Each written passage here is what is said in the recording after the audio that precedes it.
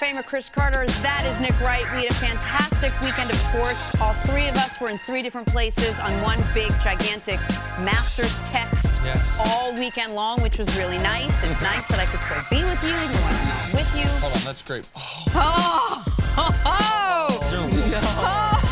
What is that? No. What is that? All right. Hold on. If you turn the camera around, everyone in the studio is holding a pen, knowing full well that I forgot.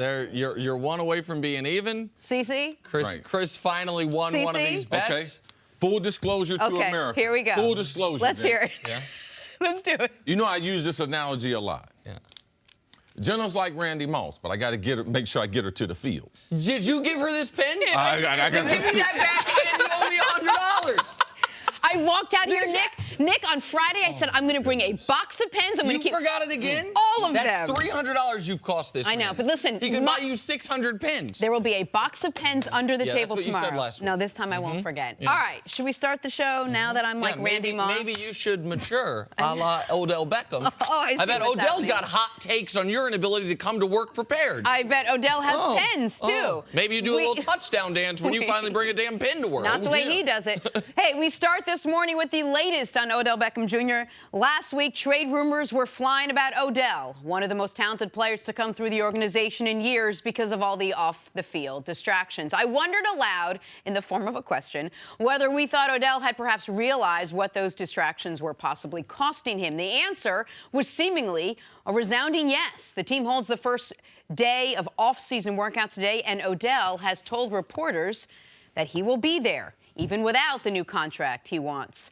So, Chris, I'll open the conversation up with you. How important is it for Odell and the Giants that he is showing up today? Because there were other rumors that he wasn't going to show up at all until he got his new contract. It's very important because it's not only the first day of the new football season, but it's also the first day for the new head coach. Let's not forget, Pat Shermer came over, offensive coordinator from Minnesota. Him and Odell had struck up some type of relationship before we get to this point.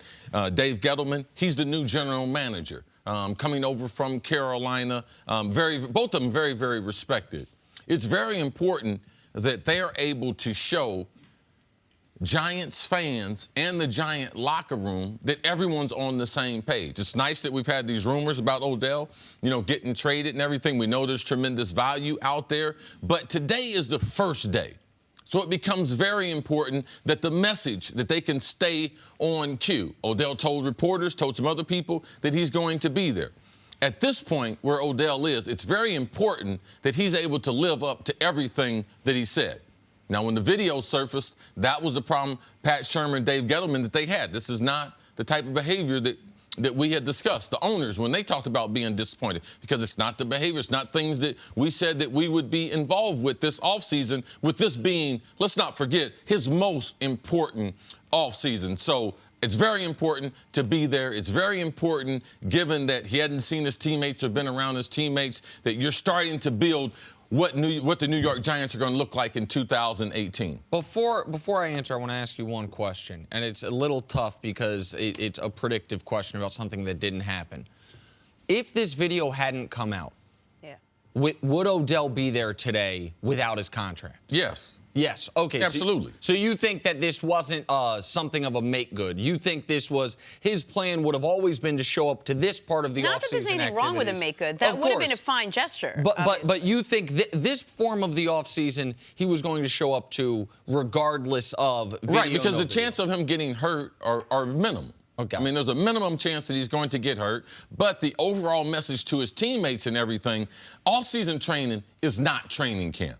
And trying to compare them and make them the same thing, I believe it wouldn't play well to the players in the locker room. Okay, all right. So that's interesting. My takeaway from where we're at now with the Odell Beckham situation is once he gets there, I hope it is a reminder to him and to the organization that if we don't get this figured out, if we don't come to some type of long-term contract agreement that then ends up resulting in Odell getting traded if they don't come to that, I believe it is something both parties will regret.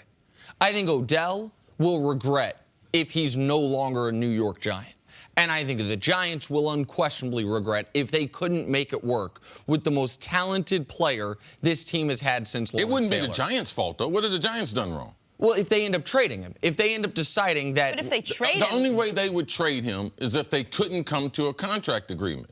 So that would be his demands are too outrageous for them. They would have to come off of him.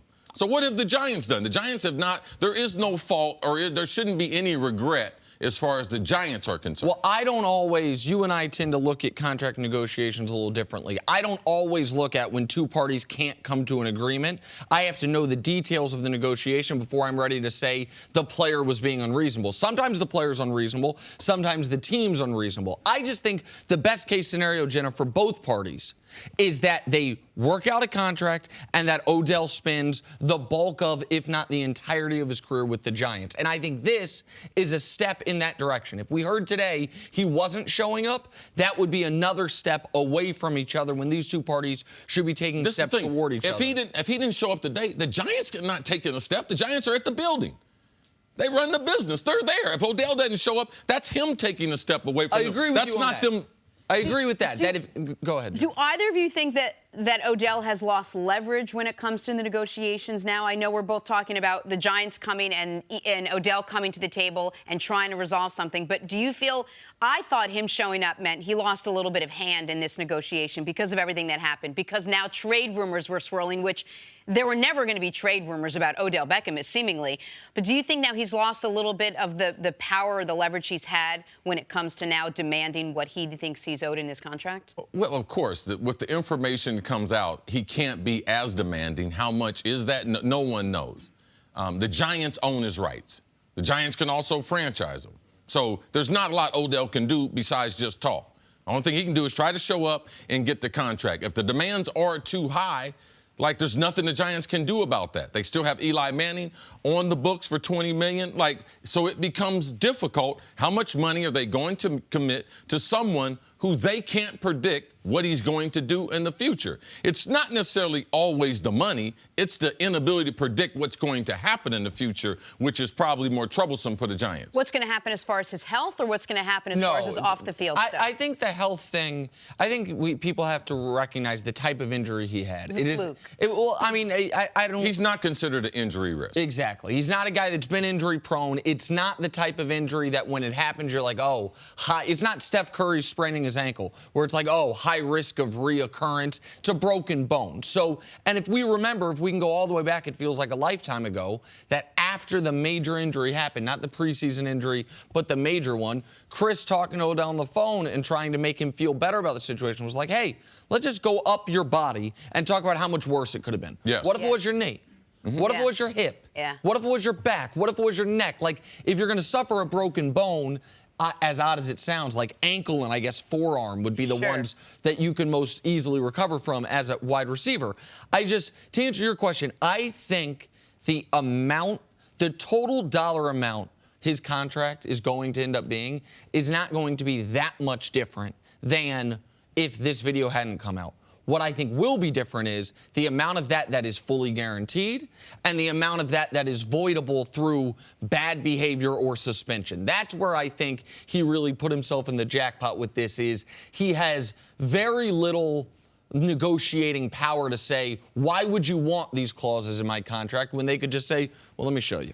Here's why we want those clauses. And that's what I meant by leverage. Exactly. His negotiating power is lessened just a little because they have all this stuff out there on him that he's been through and he's done. What is a day like today, though? Like, what, new coach, I'm not just talking about for Odell, but like for the Giants as a whole, new coach, first day where everyone can be together, everyone can talk. Like, what is actually going on at the Giants facility that he's now going to be a part of? It's time to issue what Pat Shurmur, how he's going to run the team, what type of coach he's going to be. It's the first time he's addressing all those guys together. In free agency, the offseason, you got a lot of new guys in the locker room, so it's very important. Your nucleus of guys, Odell Beckham, Snacks Harrison, Eli Manning, guys like that they are there and that they are lieutenants for Dave Gettleman, lieutenants for Pat Shurmur, to be able to explain to the younger players, this is what the coach is talking about. This is the kind of offense we're going to have now. This is the kind of defense we're going to, because they're going through a lot of changes with their personnel. So today's an important day to establish what kind of football we're going to play, how the head coach is going to be, and he will issue challenges to the players of what they're doing, and they'll set a goal. I guarantee you the day the Giants will say, we want to be Super Bowl champions, Super Bowl 53 in Atlanta. That's the New York Giants. That's what they typically have done as an organization. Yes or no, before we move on, are all the trade rumors behind us now, do you think, moving forward? Is that no, because if the demands are too high, that'll kick up. It's easier to trade before the draft because this year's draft picks are far more advantageous than kicking it off to 2019. But they can't come to a contract agreement. We'll be discussing it again. Got a little more time then. All right, coming up, we'll switch gears, talk a little basketball. Hey, how dangerous are the 76ers to the Cavaliers? That's next on First and First. 2 months after Philly became the best team in football, Philly now poised to do the same in basketball. They got a big win over the Cavs on Friday night. Sunday, they followed it up with a win over the Mavs, their 14th straight win in a row. Philly currently sits as the 3 seed in the Eastern Conference. Way to trust the process. Nick, how much of a threat are the 76ers to the Cavs now in the East? Seeing what you've seen over the last 14 games. Seeing what I've been seeing over the last 14 games, seeing Ben Simmons assert himself in this league without Joel Embiid. I mean, I filled out my All-NBA ballot this weekend. The hardest person not to include was rookie Ben Simmons. He might already be one of the 20 best players in the league. That's not even to mention Embiid, who clearly already is one of the 20 best players in the league. And by the way, he'll be back. If there is any threat in the East to the Cavs, it is not Toronto. It is certainly not Boston. It's not the plucky Pacers or the defensive-minded Heat. It is these Philadelphia 76ers. And when you add to it, Markelle Fultz coming off the bench, little energy sixth man, going to give you 20 minutes and somehow 15 points in those 20 minutes. I do not believe Philadelphia has the requisite experience to win 3 rounds in the playoffs, which is what they would have to be because of where they're going to fall, either 3-4 or 4-3 with Cleveland. They wouldn't even be able to meet each other until the Eastern Conference Finals. But that might, I mean, that's positive for Cleveland, by the way, because it's going to give them a couple rounds to get their full roster there, to try to get in full playoff mode. Because Philly right now is playing better than any team in the league except for Houston. And they are a dangerous team that takes high-efficiency shots. That addition of Bellinelli and Ilyasova has been underrated. So I said, what was it, 6 weeks ago, a month ago, CC, that if you were to tell me someone other than the Cavs made the finals, I would say it's Philly, and I still feel that way. I don't think they're going to beat Cleveland, but they're the only team, I feel, that Cleveland doesn't want to play in the Eastern Conference playoffs. Well, one thing about Philadelphia, their coach and how they play is underrated. People say, oh, Philadelphia is good. They got good young talent. But they don't really know how they play. They don't know for which the style they do play. And the one thing you didn't mention, Joel Embiid, that's the biggest problem for the Cavs, all right? How he can control the paint, leading the NBA in paints in the post-up, paints in the point. Points in the paint. And then also his ability to be able to stretch the court that he would bring either Kevin Love, Larry Nance Jr. to the three-point line, and they can drive to the hoop. That's one thing I've seen in this winning streak, their ability to run their offense and get good looks inside the paint. J.J. Redick is a nice role player, but in speaking about Philadelphia, speaking about the coach, these are all positive things. If you're worried about Philadelphia against the Cavs, that's a Cavs problem too. You might not want to admit that, but there's a problem in the Cavs and what you've seen with the Cavs, because at this point in the process, the Cleveland Cavaliers at full strength and LeBron, they wouldn't be worried. If they were playing good, they were playing at full strength, they wouldn't be worried about a team like Philadelphia. They got no experience. It's their first time collectively getting into the playoffs. So, yes, Philadelphia is doing well, but it's also because one of your eyes has watched Cleveland, and you realize they have some things that you don't know how they're going to transition to the playoffs. And Cleveland, Rodney Hood in the game Friday night against Philadelphia, Rodney Hood leaves with a sore Achilles. That's been the knock on him throughout his career. George Hill still is not back. But you mentioned Joel Embiid.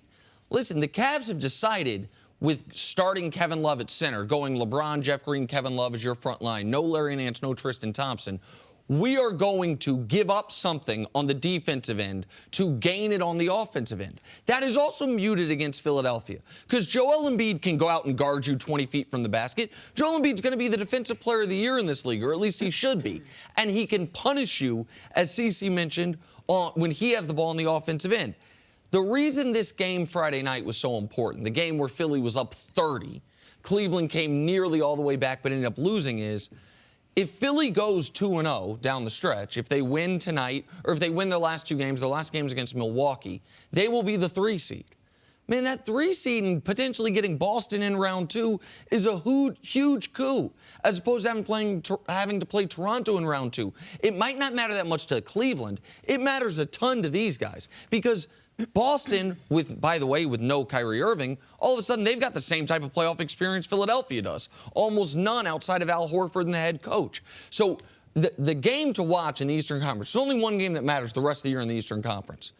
Milwaukee and Philly Wednesday night. That's the game that will determine if Philly is the 3 seed or the 4 seed. That is enormously important to Cleveland and their ability to get through series quickly, and Philly's ability to supercharge this process by potentially getting to the Eastern Conference Finals. Are you encouraged by the fact that they played this well and they've missed Joel Embiid through a decent part of it? They do hopefully get him back for maybe he'll miss a game or two of the playoffs.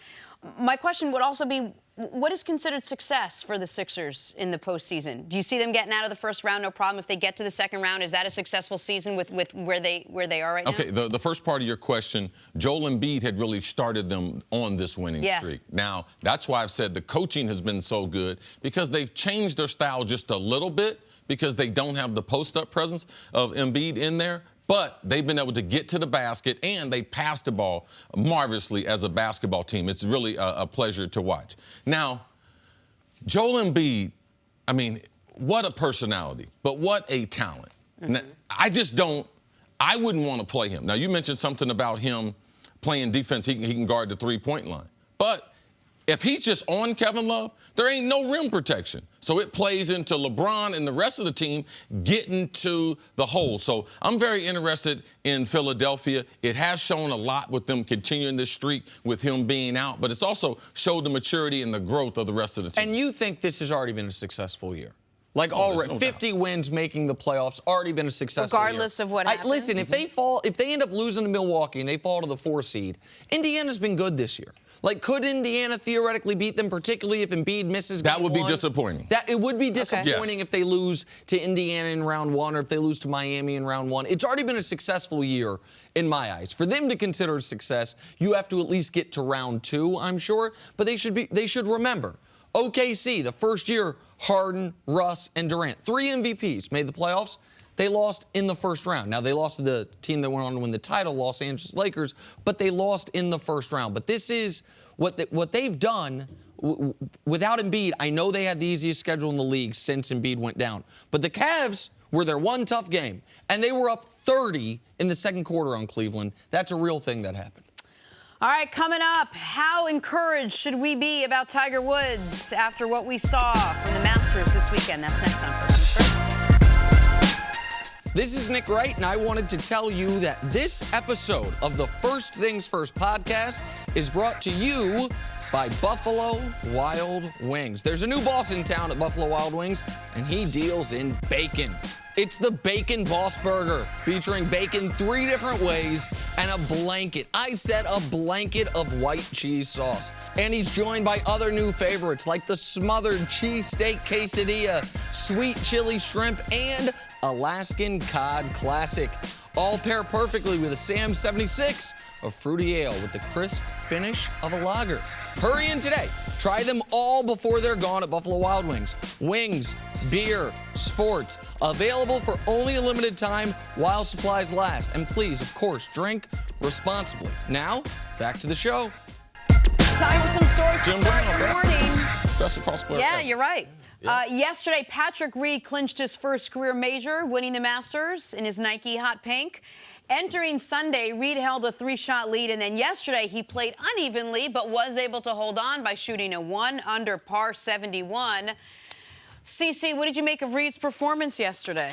Tremendous performance. And not only him playing golf, but the pressure with the best players in the world. If you look at the leaderboard, no one was ranked higher than 27th in the world coming down the stretch. So not only did he have to play his best golf at the greatest golf tournament ever in the Masters, but he had the best players in the world chasing him who were playing at their absolute. Very impressive that he was even able to have some type of faults there at the end, but able to overcome them with the birdie machine. He had an amazing 4 days. Amazing 4 days. Couple things. One is very early in the final round when it looked like after 2 holes it could be even. Rory had played well. He had faltered on the first 2, and then he was able to withstand that, and Rory fell by the wayside. Then at the last 2 holes, when all of a sudden my guy, oh gosh, with the funny pants, the guy who came in second place, Ricky Fowler, pardon me. Yes, Ricky him and Jordan Fowler, Spieth made a run for it. Spieth made a run, but then when Fowler's on 18, getting ready to go in the clubhouse at 14 under, Reed's on 17 with a super long putt for birdie that looks like, man, he could bogey and we could be tied going into 18. He almost holes out that really long putt for birdie. Ends up He was hopping very over the fortunate that hit the stick and hit the hole. Oh, it would have gone far. Yes, it would have been tied up. And then to be able to par 18, I mean, it was great. The way he closed, knowing he had those putts for the Masters, was great. It was a great tournament. The Giancarlo Stanton era in the Bronx is off to a slow start. Over the weekend, he became the first player in over 100 years to go hitless with 5 strikeouts in 2 games in the same season. The first player to do anything in 100 years, kind of a big deal. Stanton is batting .167 with 20 Ks in 10 games. He's currently on pace for 324 strikeouts. CC, what do you make of Stanton's struggles? Should we be worried this early? Anytime you make the transition, even as a veteran player coming to New York, we've seen them have other big stars come, and they've also struggled. It's hard to play in New York. It's not just a myth, not just what people talk about. It's hard to play. And let alone, this has been one of the worst winters ever. And I got someone who lives with me that reminds me of that every single day. It's cold. It's too cold. For baseball. All right? It's too cold at night. Like, it's too cold. He came from Miami. I believe that that's had an effect on the batting average being so low. All right, so a couple things. Another transition, National League to American League. It's another thing that he's having to deal with. Also, anyone that followed him in Miami, one of my favorite radio shows is a local Miami radio show, so I know an inordinate amount of the Marlins. Like, he would go through these streaks. He would go through these types of stretches and then catch white hot for a month or so. That's what happened last year, by the way, when he caught white hot and almost got to 60 home runs. What I will say is this. To do anything that's never been done, hadn't been done in a season in 100 years, and you've done it before we're 10% of the way through a season, that ain't great. And I know what Yankee fans are doing right now. They're like, so what's on his contract? Don't worry, Yankee fans. All that's left on his contract is 9 years, $270 million. Say that to say this. I think Stanton's going to be fine, but he has to be fine because he's got $250 million in a decade left on his deal. Bigger takeaway, you're listening to local radio stations from Miami in your spare time? Yeah, I am. I'm dedicated to my job. I got to talk to Danielle. Okay. The Eagles won their first Super Bowl, and they are now resting on their laurels. So far this season, they've added Michael Bennett, Mike Wallace, Haloti Ngata. However, according to reports, some anonymous NFL execs are not impressed with the moves. NFL execs can be so anti-moves. CC, what do you think of the Eagles' offseason so far?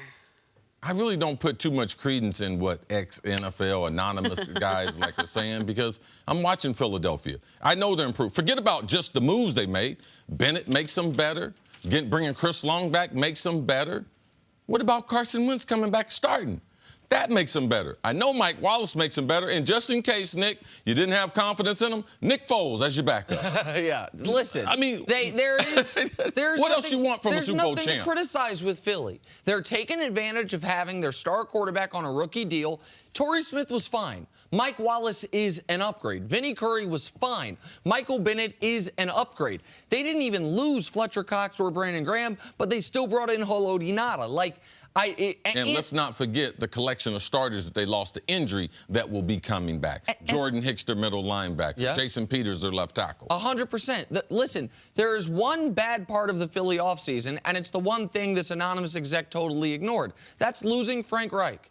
But that's going to happen when you win a Super Bowl. They almost got away with it. They almost got away with not losing Frank Reich because it only happened after the Josh McDaniels situation. But all their player personnel moves, to me, have been spot on. And it's not even like like there's a lot of noise surrounding them. I don't know how you can criticize what Philly's done over the last few months. And the team that won their Super Bowl gets a franchise quarterback to start next season. I wish we had the name of the team that this executive came from so I could look at his roster and compare him to the Eagles roster.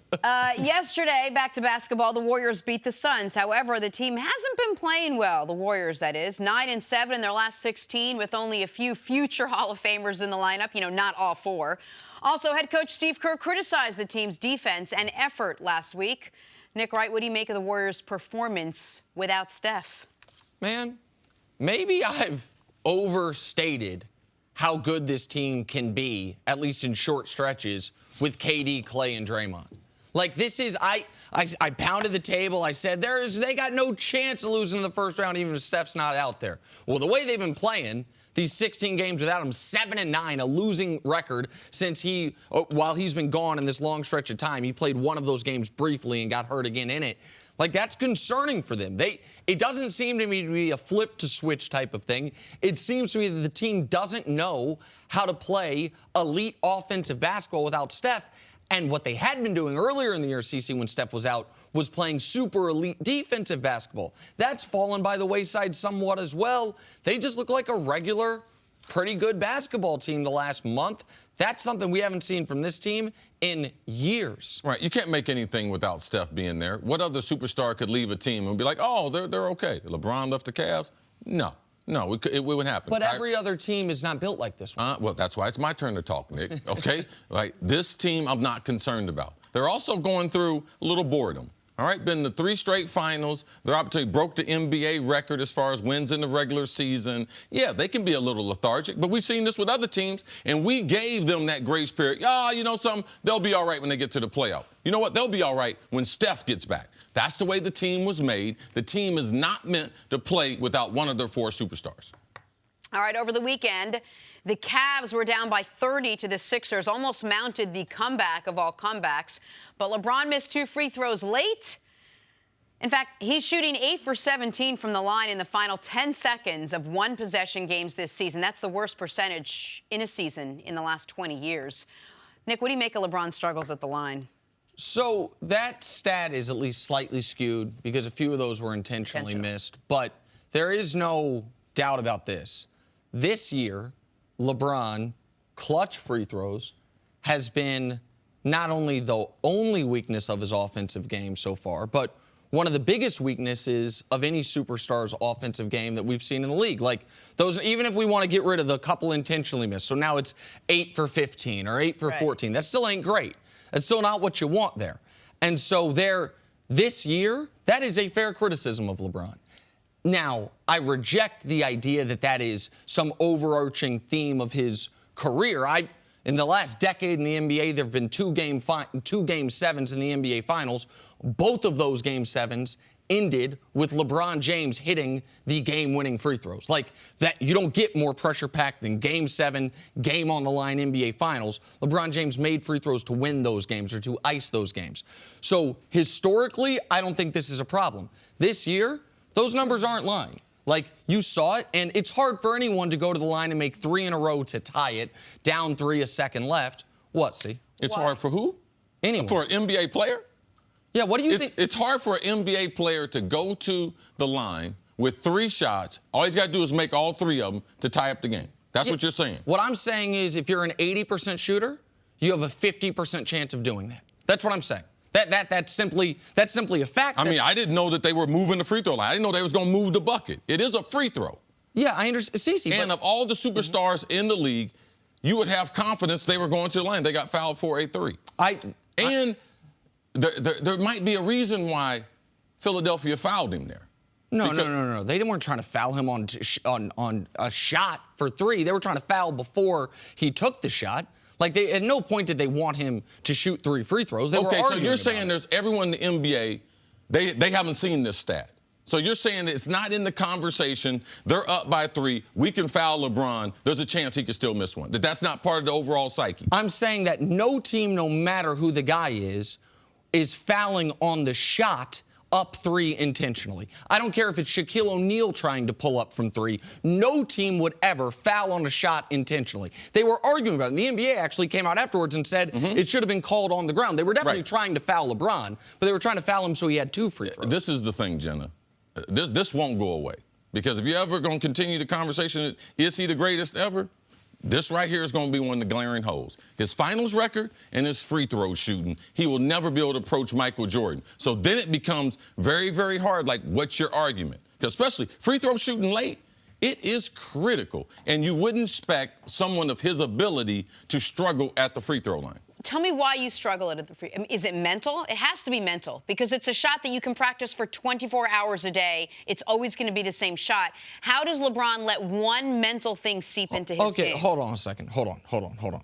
The guy is not a great free throw shooter at any point in the game, right? He's around league average. That is the biggest. If we're talking about picking apart the game, which we're going to do if we're calling somebody the greatest ever or one of the greatest ever, it's a fair thing to pick apart. He's around a 75% free throw shooter for his career. A 75% shooter in those situations, instead of being 8 of 17, would be 12 of 17, right? So we're talking about 4 missed free throws. 2 of those were intentionally missed. So we're talking about 2 missed free throws, far from his career average. So the mental part of it, I personally don't buy into. I mentioned the most pressure-packed free throws of his life to win championships he made. But I wanted to go back to something Chris said. Go ahead, Cece. Free throw shooting is 2 things. One part is mental, Jenna. You are right. It is mental. Other thing, it's his shooting stroke. All right? He's changed his shooting motion at the free throw line at least 5 or 6 times during his career. He's working with something else different now. He's taking one step off the free throw line, then getting up. And talking to someone who I know is a great shooter, LeBron's motion, he brings the ball from down by his knees, so the reaction on the shot, he gets a big bounce. Compared to other guys who start a softer motion, about from right here at their face and just shoot the free throw. LeBron brings the ball down by his knees and brings the ball up. He believes, because I discussed it with him last week, he believes that's his problem. So, yes, it is mental, because when you are shooting from the three-point line and you can shoot the array of shots that LeBron can shoot, contested, one balance, bank shots, shooting with his left hand, it becomes mental, but it's also the fundamental thing of his stroke at the free throw line. He does not, this is something he has not conquered. He shot thousands of free throws, but this part he has not been able to overcome. I agree. Yeah. I agree with that entirely. The point that I was making is it would be more concerning if LeBron were a 90% free throw shooter and then had these late game struggles. Sure. It's been a fair knock on him. But it's a greater sample size. The 90% would cancel out the clutch because you would like, man, over the course of his career, he's 90%. Yeah. Like, it would be more glaring if a guy who's a great free throw shooter, if this were Steph, it's more glaring. Like a guy that's a mediocre free throw shooter, which is what he is, struggling this season late in games is not that shocking. It's not an excuse. I said it's the biggest indictment on I'm just going to tell you, there was nothing about Michael Jordan's game that was mediocre. There's no point in his game, anything, passing, there's nothing you could say that was about his game that was mediocre. All right, and I'm willing to take on any type of... Well, his three-point shooting. I mean, you don't want to have the debate right now, but his three-point shooting was mediocre. Like, we don't have to go into an MJ-LeBron debate, but don't say that and then, like, I mean, the three-point shooting was mediocre. No problem. Speaking of athletes who may or may not have let the mental game seep into their game on a large stage, here's what the Masters looked like in my house this weekend. Every time any player teed off, my 3-year-old said, "Did Tiger win?" Every single time, because that wasn't annoying or anything. Tiger did not, in fact, win. He didn't come close, but he did finish the last day at 3 under par, and he finished the tournament, first time he's done that in a major in 3 years, and he'll be ranked in the top 100. So he finished tied for 32nd, was never really in contention after the first day. More from Tiger Woods now after his final round. It's been a couple of years. I've just been coming here just to eat, and to now be able to play this golf course and to be able to tee it up and play in the Masters, this is, you know, one of the greatest walks in all of golf. And I had missed it for the last couple of years. I hadn't been able to play in it. So to now go out there and compete in this tournament and to, you know, face the challenges out there, I missed it. I really did. I miss playing out here. I miss competing against these guys. It's such a great event, and you know, best run event in all of our sport. I want to take a little time off, get back in the gym, start working on my body again, get it in good shape, and you know, get back at it again. Obviously, I love that in his time off, he's going to go back to the gym. I think I stopped listening after that. What was your takeaway, CC, from Tiger at Augusta this weekend? It was a monumental week for Tiger. And Tiger talked about, even when he was helping out with the President's Cup 7 months ago, they didn't know he ever played golf again. I mean, competitively. Like, would he be on the PGA Tour? He didn't know that. So to see him make the cut at the Masters, play 4 rounds, not re-injure himself, not have any type of setback.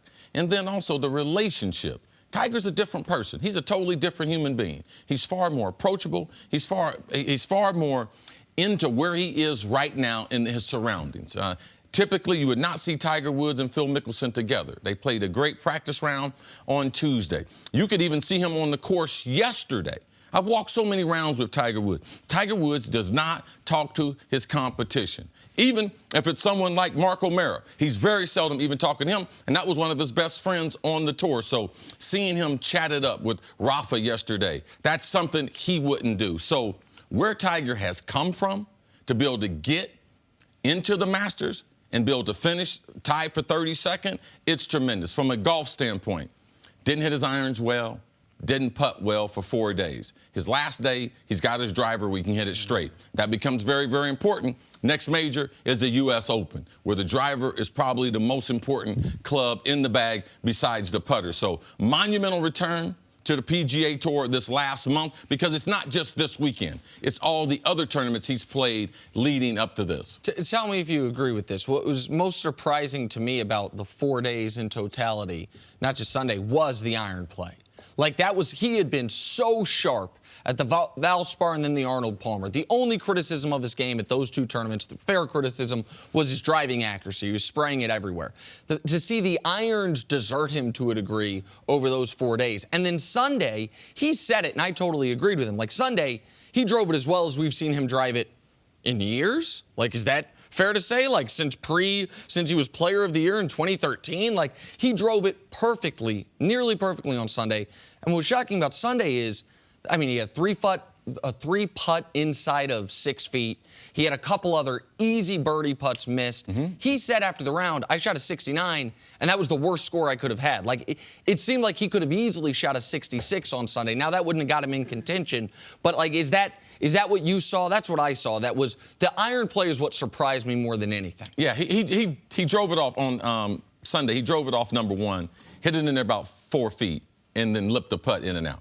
So he was going to try to have a monster round. The first one, he lips in and out. His driving was to perfection yesterday. And being able to do all these things under the gun is what will carry over for Tiger going forward, because he hadn't played in the major, which you had mentioned, in those years. And to be in the weekend, around the spectators, around the other golfers, I believe this is where you want to see Tiger Woods. You can see from the enthusiasm, people watching the tournament, golf is totally different when he's involved.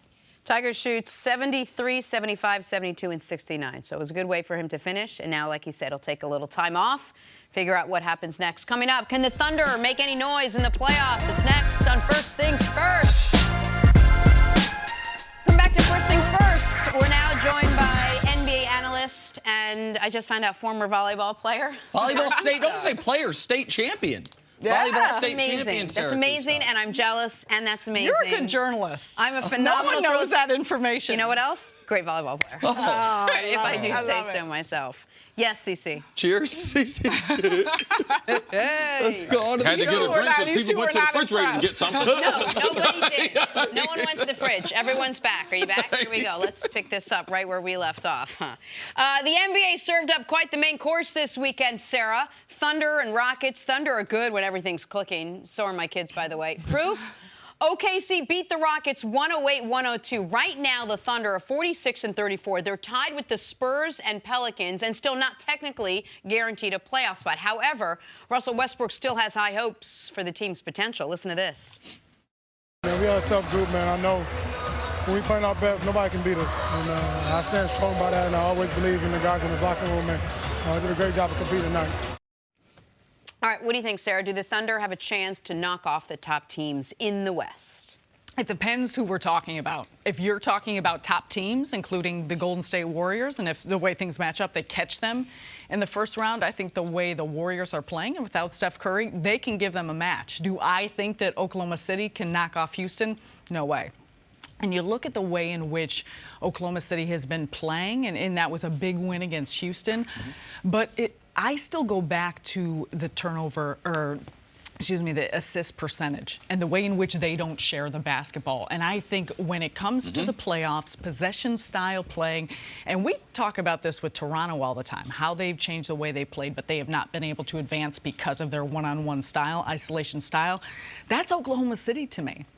And so you got a player like Russell Westbrook, who I believe can win you games. Paul George, the type of playoff experience he has. Carmelo Anthony, despite the fact he hasn't been in the playoffs in 5 seasons, but we know that his game goes up a level. But a lot of it is jump shooting. A lot of it is when you're playing the same team, can game plan against that team and how you can structure your defense to try and stop them. I think they are going to have a lot of difficulties in the postseason, despite the fact that they have these 3 All-Stars and the defending MVP of the league. I'd have more confidence if it was a different format. If it was like the NCAA tournament that we came out of, one and done. Yeah, they would have a chance because you get the right matchup. You win 1 game, you could do it. If it was the NFL playoffs, it's 1 and done. It would suit better for their style because they are talented and they do have 1 superstar. Even CC, if it was the way it used to be, best of 5, you'd feel better about it. Right. Not as good, but you'd feel better about it. Because of Russ. Yeah, they only got to win 3. Games. I mean, 1 less game to win because it comes this. Do I see him beating Kevin Durant 4 times? No. Do I see him beating James Harden? No. He's not going to be able to do that 4 times. And you can't depend on Melo. You said it's that. He hasn't been in the playoffs when? In 5 years. So how we know what he's going to do? You think he's going to step up? Like jump shooters late in the season, their legs start to fail them. And that's what you start to see with Melo. Now, in the playoffs, the games are a little more spread apart. But from a defense, he's still going to be a liability. Paul George. What Paul George are we going to see? So, no, I believe that Houston, the way they've played and their talent is superior, even though they did lose this game, superior to OKC. They won't have a problem with OKC or Golden State, even though we haven't seen Steph back playing with them. OKC also struggles to score at times, and if you look at their point, they're first in the league in points off turnovers. They're first in the league in steals and second chance points. I think third in fast break points. You don't get those same type of offensive production and generation from your defense, I think, because of the possession game in the playoffs as they might now. So I think that's a major area of concern. I do want to give OKC full credit for what happened this weekend, though. We talked about it quite a bit. The Rockets all year long lost 2 games, had lost 2 games with Harden, Paul, and Capella. And OKC went there and beat them. By the way, they weren't resting anybody. Harden played 36 minutes. Chris Paul played 36 minutes. They you know what I mean? This was one of those games. There's one thing coming down the stretch. The teams that have to win, though, you see the intensity is ratcheted up. Agree. You know, Steve Kerr mentioned it over the weekend. It's totally different when you're in the playoffs, even though Houston is playing well. Yes, and they were trying to win. But there are teams out there that are desperate. And when you turn on the TV, you're like, wow, you can tell which team is desperate. Agreed. That was maybe the biggest edge OKC had. But I'll give them another bit of credit. This was the first game since Christmas against a really good opponent OKC has won without Russ having one of those magical Russ games. 35, 14, 9. Like, Russ, not like he played poorly, but 24, 7, and 10. That's basically below his averages in almost every category. So, like, in fact, it is just below his averages in every single category. So, they deserve credit in that. And there was one other interesting note. If this is a first-round matchup, Russ guarding Harden, particularly down the stretch. Russ asking to guard Harden. You made, though, an interesting point about the style in which Oklahoma City plays, not a lot of assists. Right now, it's funny. The 2 top offenses in the league, Golden State and Houston. Golden State has more assists than anybody by a wide margin. Houston, bottom 5 in the league in assist rate. Why? Well, Houston is successful that way because, as their GM says, they might have the best isolation player ever in James Harden, and Chris Paul is an excellent isolation player.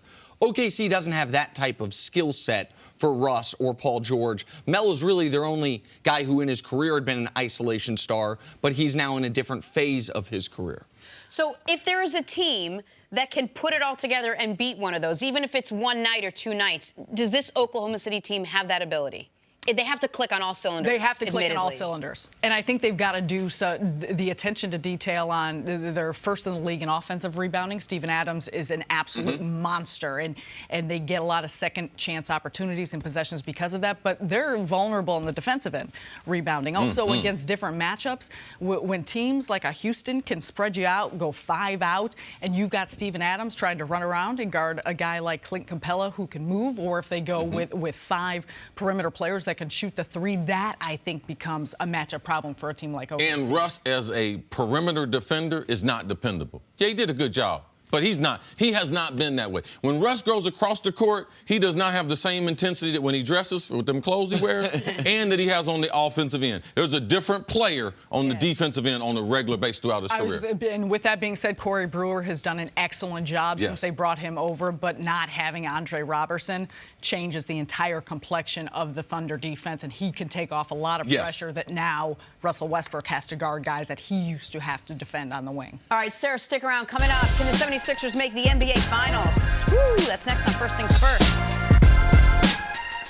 Back here on First Things First with Sarah Kristoff. Sarah, we can't talk about the teams to beat in the East without mentioning the Cavs, Raptors, and Sixers. And we can't call this the Sixers segment if we don't focus on the Sixers. So let's do that. They've won 14 straight. They're currently the 3 seed in the Eastern Conference. First time they've won 50 games since 2001.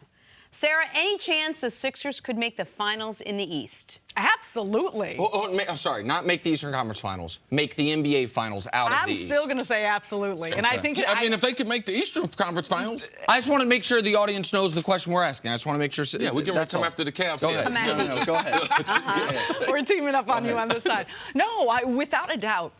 And I think one of the most impressive things that we have seen now out of this team is the way in which they've been able to play without Joel Embiid. And I think it speaks to their versatility, and they can play fast, they can play slow, they can play in all different ways. You want to go big, you want to go small. This team has a lot of pieces. I know the one thing and the one knock against them, which of course they don't have, is playoff experience because of their youth. But they do have some players who bring that type of veteran experience. And this team as a whole continues to impress me because they are peaking at the right time of the season. Share the ball so well. Speaking of Oklahoma City, the lack of sharing the basketball, Philadelphia has been doing that. They share the basketball. They have shooters. The one area of concern for me with them has been turnovers, and they've led the league in most turnovers throughout the duration of the entire season. That has improved drastically over the last 14 games during this win streak. And I think that's one area, especially during the playoffs and during the postseason, they're going to have to be very wary of, given the fact that the game slows down a bit. Possessions are so much more valuable. But I, without a doubt, think they have a real shot at not only getting to the Eastern Conference Finals, but also potentially advancing. Listen, they are the only team in the East that when I was doing my All-NBA ballot, almost had 2 players on it. Like Ben Simmons. Ben Simmons listed as guard or forward. I was doing that 6th forward on the All-NBA. I'm like, Paul George or Ben Simmons? I don't know. I ended up like, he is going to be an amazing player. He's already, in my eyes, one of the 25 best players in this league. That's not even to speak to how good Joel Embiid is. And, by the way, how good this team has looked when Markelle Fultz is coming off the bench and giving them some real minutes. Like, I don't know if people are paying attention, but you know that corner that Boston has staked claim to? The Eastern Conference team that's going to run the conference post-LeBron? Philly might not only be on that corner, they might have fully edged Boston off the corner with now the biggest injury concern between the 2 teams. Maybe it isn't Joel Embiid's foot. Maybe it's Kyrie Irving's knee. Yeah. Like as far as the future, well, when you have Markelle Fultz, and #1 overall pick, who's given you, aside from the last 2 weeks, nothing all year, so they have all those things coming for them. The only reason that, as someone that has said all year long, the Cavs are a lock for the finals, the only reason that Philly has not made me truly nervous is the precedent of needing some level of playoff experience before you go win 3 rounds. Like, I've never seen a team that I've seen teams where guys had playoff experience on different rosters, like the 08 Celtics. KG had his experience in Minnesota. Ray Allen had his experience in Seattle and Milwaukee. Paul Pierce, and then they all came together. The first year they make the finals, they win the championship. But that wasn't an inexperienced team. It was just a newly put together team. Everyone that matters on this team has never played in a playoff game, or the most important players never played in a playoff game. That's the only, because they're a more talented roster than Cleveland. They present matchup problems for Cleveland. Like, for all those reasons, like, Phillies are they're the second best team in this conference to me, with, I guess, no disrespect to Toronto, maybe a little disrespect to Toronto. But to me, they're clearly the second most dangerous playoff team in this conference. One thing you have to watch when you get to playoffs, and Sarah, you've been covering the NBA for a while, so you understand this. The whistle. There's the opposition. We talked about beating the team, but also beating the referees. Now, coming down the stretch in the NBA, in the playoffs, you need a guy who can draw the whistle. The referees, if they just let them play out, then Philadelphia, they're going to have a hard time getting to the finals. But you would think with Joel Embiid, it's his first time in the playoffs, but he's in that superstar realm with LeBron, Harden, Russ, KD, and Steph. All these guys at the end of games, they're going to get a call. The ref is not going to hold the whistle, not going to let you just foul them. We saw in the Philadelphia game.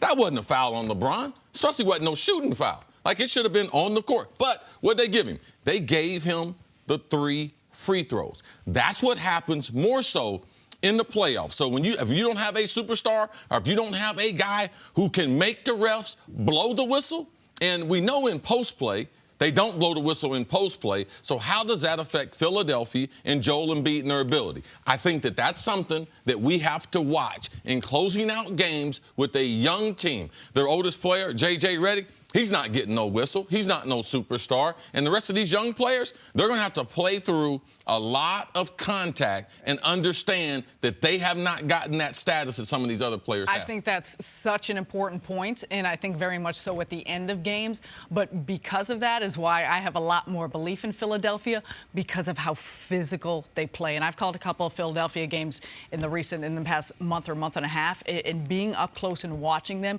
they are one of these grind-out tough teams that they can hang on you. They can make you feel them. Do you believe a lot of that comes from their coach? We don't talk about Brett Brown a lot. Brett Brown is spectacular. He is spectacular. And you watch what he's done over the years and the mentality that he's instilled in this team. And you want to talk about culture, that word gets tossed around a lot. He has created a culture which they believe. But you're right. And I just think they're physical, being young guys, but they are developed, they are physical, and that's exactly how they play. And, like, when Cleveland went and beat Toronto these last couple times, one of the words is, Toronto's got nobody to guard LeBron. I've been saying that. And a lot of people reply to me, well, who has someone to guard LeBron? And nobody shuts down LeBron. Nobody shuts down LeBron. But there are players that can slow him down. And the types of players, body types, think about it. The body type is Robert Covington. The body type is maybe Rashawn Holmes. Maybe even in a pinch on a switch, if there's any center in the league, other than Draymond Green, I think, that is going to get switched on LeBron and have a shot, I would say it's Joel Embiid. So, like, there are guys they have that can present some trouble to him. But one other thing you mentioned about the whistles, but also you've talked about Joel Embiid leading the NBA in points in the paint. You and I, CC, had lunch with I would say, an NBA expert, a former NBA executive coach, the whole nine. And he made the point about how if you have a star big man, how important it is that he rim runs, that he gets easy buckets, because that is the one time where the refs will let you destroy the defender to get position. When Joel Embiid leads the NBA in points in the paint, the audience shouldn't think that's all on post-ups in the half court. Half court, yeah. A lot of that is he's getting down there quick. Ben Simmons is kicking it up court, Kevin Love style, and he has a layup at the rim. That will translate to the postseason as well. Philadelphia, you won 50 games after being, and you guys mentioned Brett Brown. Part of Brett Brown's success has been just surviving how awful it was to be that head coach the last few years, and now he's getting to But you have to give him a lot of credit, because you see the player development. You see these guys developing, and you got to be able to go to the organization to be able to have patience with him, but also what the coaching staff is doing. These young players have really improved. The process, it does work. They believe. They're not scared of anyone. Sarah, thanks so much for hanging out with us. Sarah, thanks for having me. Appreciate it. Coming up, can Johnny Manziel get back on an NFL roster? That's next on First Things First. I'm Jenna Wolfe, and thank you for listening to the First Things First podcast. Make sure to subscribe and tell your friends, family, and coworkers about the podcast, which, by the way, is available on iTunes and all your favorite podcast apps. You can catch a fresh new episode every Monday through Friday on FS1, starting at 6:30 a.m. Eastern, 3:30 a.m. Pacific. So long, everyone.